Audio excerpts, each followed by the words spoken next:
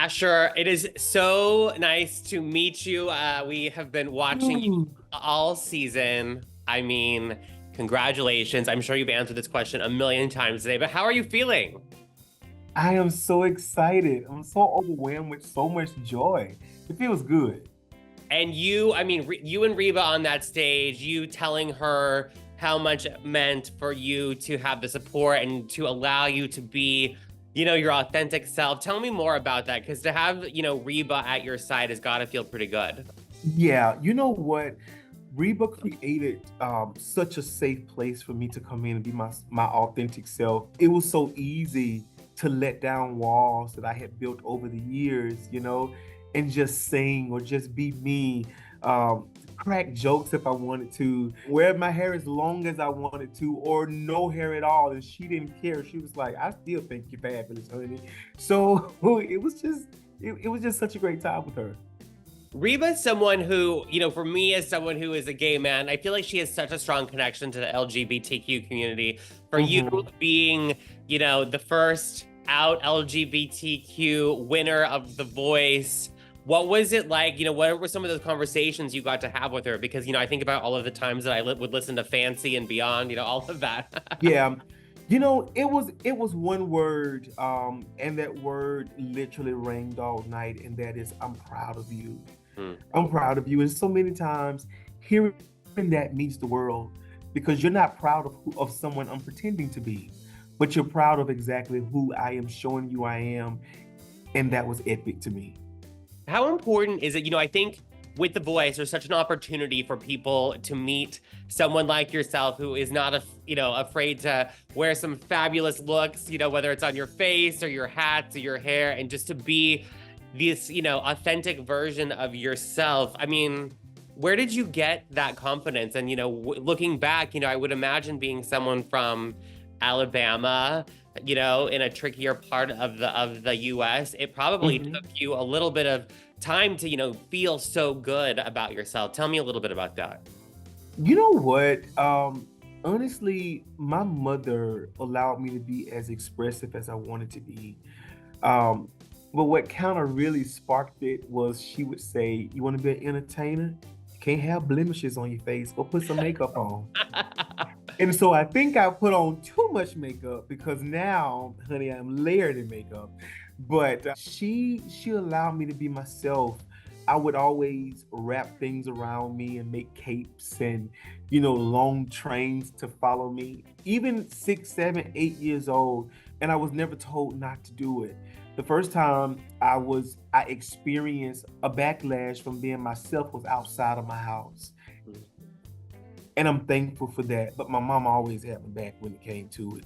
So it was easy to just be myself. What advice do you have for any LGBTQ kids, whether they're in the South or beyond?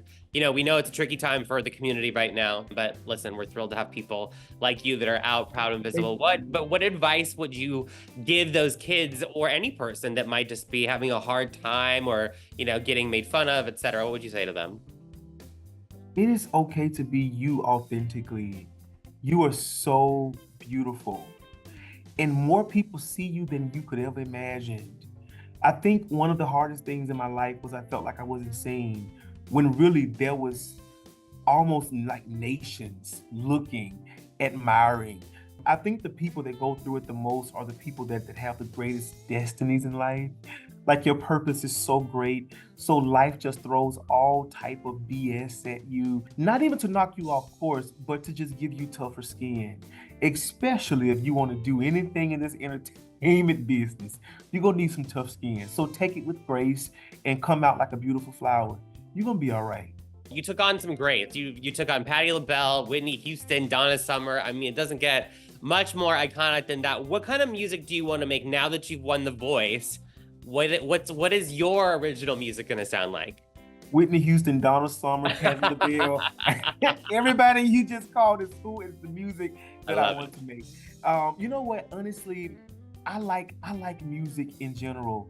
So I'm sure my album would be so eclectic, disco, dance, pop, the ballads to make you weep and feel all the Uzis. Yeah, I want to do it all, honestly. What about some country? You got Reba at your side. I would love to do a country song. Okay, I've been thinking about turning fancy, so I love we'll that. I see. love that.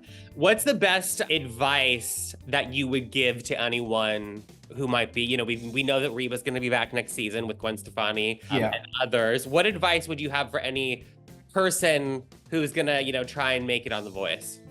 Oh my God, just believe in your own voice. You know, this show is called The Voice, and it's your voice. Your voice is the voice. When I came on the show in the early stages of like rehearsing and getting Set Fire to the Rain together, I thought I needed to almost sound like Adele, but what I found out was it was Asher HaVon's voice interpreting Adele's song, but still my very much so rendition. So Yeah. find your voice, stick to your voice, believe in your voice, and sing down. You're going to be one of those LGBTQ artists that people look up to. Were there any, LGBTQ artists, or are there any LGBTQ artists that you would love to collaborate with or who are impactful on you? I'm just curious. RuPaul. Yeah. Yeah. I mean, he's more than an artist, but I really love RuPaul so much. Are you Drag Race fan, I assume? I watched it this morning before I came to do interviews. What is it about Ru that that inspires you? Oh my God. He's a fearless, beautiful entrepreneur, took a dream and built an empire. That is so motivating to me. I love RuPaul so much, for sure. Reba also is a big fan of drag queens, so I love that. What was the best piece of advice so far that Reba gave you now that you're going to be on this new successful path now that you've won The Voice? I was in rehearsal one day, and actually for my I Will Always Love You song, and because my voice is so big, I can tend to get ahead of myself, because I want to give you everything I got. And she says, take them on a journey. Yeah. And then hit them. I was like, So when I did that, I felt it. And she was like, if you don't feel it, we will never feel it. And I think that was some of the best advice she's given me. Of course, she's given so much to so many people, but to me, that's it for sure. Well, looking at this look, I look at those nails, I love it all. How long does it take you to transform into this look? What's the step by step? You know what? Prior to The Voice, it took me a couple of hours. Okay. When I came on this show, you ain't got that. You throw that wig on, turn around, come on, put that hat on, we gotta go. So now I'm a good 45 minutes. And I love that. A good 45 to transform into Asher HaVon. Congrats again. We're so excited. I can't wait to see what happens next. Just a reminder though, there's a new season of The Voice. This one just wrapped up. Asher has won, but Reba's gonna be back next season, so we'll be ready for that. I'm excited to watch too. I know you can watch it as a viewer again now that the pressure's off. I know. I'm so excited. Well, congrats again. It's so nice to meet you. Thank you. You too. I'm gonna talk to you soon.